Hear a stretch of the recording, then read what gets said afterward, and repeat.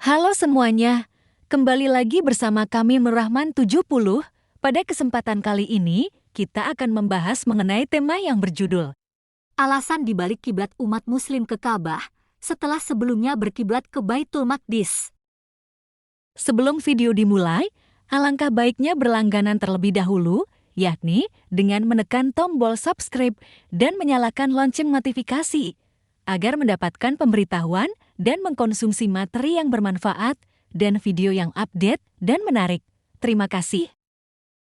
Pada kesempatan ini, channel ini akan menguraikan penafsiran surat Al-Baqarah ayat 120. Ayat ini bicara soal Yahudi dan Nasrani yang tidak akan rela terhadap Islam. Bagaimana para ulama menafsirkannya? Berikut uraiannya. Surat Al-Baqarah ayat 120 ini termasuk yang paling banyak disalahpahami sehingga sering menjadi batu sandungan dalam membangun hubungan uhwah wataniyah, sebangsa maupun insaniyah, kemanusiaan, antara kaum muslim dengan non-muslim, khususnya yang beragama Yahudi dan Nasrani. Asbabun nuzul ayat ini adalah bahwa kaum Yahudi Madinah dan kaum Nasrani Najran mengharap agar Rasulullah Shallallahu Alaihi Wasallam salat menghadap kiblat mereka. Ketika Allah Ta'ala membelokkan kiblat ke arah Ka'bah, mereka merasa keberatan. Mereka berkomplot dan berusaha supaya Rasulullah Shallallahu Alaihi Wasallam menyetujui kiblat sesuai dengan agama mereka. Maka turunlah ayat ini yang menegaskan bahwa orang-orang Yahudi dan Nasrani tidak akan senang kepada Nabi Muhammad walaupun keinginannya dikabulkan. Diriwayatkan oleh HTST Salabi yang bersumber dari Ibnu Abbas, Ibnu Jarir mengatakan, artinya, "Hai Muhammad, orang-orang Yahudi dan Nasrani tidak akan pernah rela kepadamu selamanya, karena itu tidak usah lagi kau cari hal yang dapat menjadikan mereka rela dan sejalan dengan mereka. Akan tetapi arahkan perhatianmu untuk mencapai ridha Allah Ta'ala dengan mengajak mereka kepada kebenaran yang kamu diutus dengannya." Mayoritas para fuqaha menggunakan kalimat ini sebagai dalil bahwa semua kekufuran itu adalah satu agama, karena Allah Ta'ala telah menggunakan kata agama, milah, dalam bentuk tunggal seperti difirmankan Allah Ta'ala dalam surah Al-Kafirun ayat 6 yang artinya, bagi kalian agama kalian dan bagiku agamaku. Berdasarkan hal itu, tidak ada saling mewarisi harta warisan antara orang-orang muslim dengan orang-orang kafir. Sementara masing-masing dari mereka berhak mengambil warisan dari kaum kerabatnya baik yang satu agama maupun tidak, asal bukan agama Islam, karena mereka semua adalah satu kepercayaan agama. Ini merupakan pendapat Imam Syafi'i, Abu Hanifah dan Ahmad dalam sebuah riwayatnya. Dalam riwayat lain, Imam Ahmad berpendapat seperti pendapat Imam Malik bahwa antara dua pemeluk agama yang berbeda tidak boleh saling mewarisi, sebagaimana yang dijelaskan dalam hadis Rasulullah Shallallahu Alaihi Wasallam.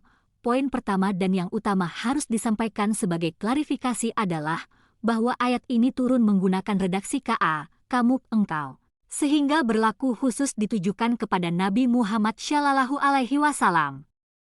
Hal ini sebagaimana disampaikan oleh Nadir Syah Hosen, yang mengatakan bahwa ayat ini tidak dimaksudkan untuk semua umat Islam dan ketidaksukaan Yahudi dan Nasrani juga tidak ditujukan secara general kepada agama Islam.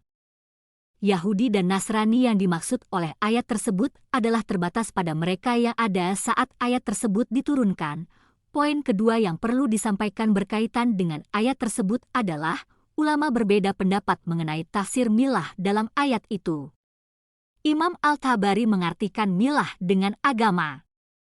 Inilah arti yang kemudian banyak dipakai dalam terjemahan Al-Quran bahasa Indonesia. Sedangkan Imam Al-Baghawi mengartikannya sebagai jalan. Ini berarti orang Yahudi dan Nasrani mengharapkan agar Nabi mengikuti jalan pemikiran mereka. Dalam menafsirkan surat Al-Baqarah ayat 120 ini, Imam Al-Tabari menyatakan bahwa Nabi Muhammad diminta fokus berhadap keridaan Allah dan tidak dibuat pusing dengan ketidakrelaan Yahudi dan Nasrani. Kerelaan keduanya tidak mungkin diraih secara bersamaan, karena antara mereka sendiri tidak saling cocok, keberpihakan pada salah satu akan memunculkan resistensi dari yang lain. Cukuplah Nabi mendakwahkan kepada mereka tentang kasih sayang yang menjadi jalan Islam. Hal ini senada dengan Quraisy Syihab yang dalam tafsirnya menyatakan, "Janganlah kamu menyusahkan dirimu demi memuaskan para pembangkang dari kalangan orang-orang Yahudi dan Nasrani menjadi rela. Sungguh mereka itu tidak akan merelakanmu sehingga kamu mau menjadi pengikut mereka. Katakan kepada mereka, tidak ada yang lebih benar daripada petunjuk yang diturunkan Allah dalam Islam." Sementara Ibn Abbas dalam asbab nuzulnya menyampaikan bahwa ayat ini turun dalam kasus saat Yahudi Madinah dan Nasrani Najran menghadap Nabi meminta agar beliau salat menghadap kiblat mereka, Baitul Maqdis. Padahal Allah telah memindahkan kiblat umat Islam ke Ka'bah di Mekah. Maka turunlah ayat ini. Karena itu Ibn Abbas menyampaikan bahwa yang tidak rela dengan Nabi sampai Nabi mengikuti mereka adalah hanya Yahudi Madinah dan Nasrani Najran yang ada pada saat itu, saat perubahan arah kiblat, bukan Yahudi dan Nasrani secara keseluruhan, termasuk yang hidup pada hari ini. Demikian yang dapat kami sampaikan. Semoga bermanfaat. Terima kasih banyak, dan jangan lupa untuk menekan tombol subscribe.